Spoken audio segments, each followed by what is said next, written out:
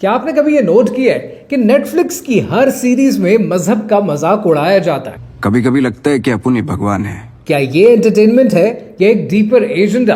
कहानी क्या है, आइए समझते हैं। क्रिटिक्स कहते हैं कि नेटफ्लिक्स की तकरीबन हर सीरीज के अंदर मजहब को ओप्रेसिव और हाइपोक्रिटिकल दिखाया जाता है, जिससे व्यूअर के अंदर डाउट को क्रिएट किया जाता है और व्यूअर ईमान की स्टेज से निकल के एक सेल्फ फोकस्ड कंज्यूमर की स्टेज पे चला जाता है। और ये एंटरटेनमेंट नहीं, ये एक एलीट प्रोपेगेंडा है। सेक्रेड गेम्स ने ब्लास्फेमस कंटेंट दिखाया, मसाया ने पैगंबरों पर सवाल उठा दिए, बात फतवे तक चली गई। सूटेबल बॉय की वजह से हिंदू मुस्लिम फसाद हो गया और अन्नापूर्णी की सीरीज को ब्राह्मण्स ने बैन करके बंद करा दिया। पर क्या आपको ये पता है कि नेटफ्लिक्स के को फाउंडर और फर्स्ट सीईओ मार्क रैंडोल्फ ये किसकी नस्ल से हैं? ये एडवर्ड बर्नेज की नस्ल से हैं। एडवर्ड बर्नेज वो इंसान है जिसे फादर ऑफ पीआर कहते हैं। ये वो इंसान है जिसने दुनिया को लव्स प्रोपेगेंडा सिखाया था। दुनिया की आलमी ताकतें और बड़े मुल्कों ने जब जंगें करानी होती थी, दुनिया को कंज्यूमरिज्म पे लगाना होता था या दुनिया के थिंकिंग पैटर्न्स बदलने होते थे, वो एडवर्ड बर्नेज को बुलाते थे। और एडवर्ड बर्नेज वो इंसान है कि आज अगर आप दुनिया की कैंपेन्स उठाकर देख ले, औरतों को टॉर्चेस ऑफ फ्रीडम के नाम पर सिगरेट पे लगाने वाला एडवर्ड बर्नेज है। दुनिया में फेक न्यूज को प्रमोट करने वाला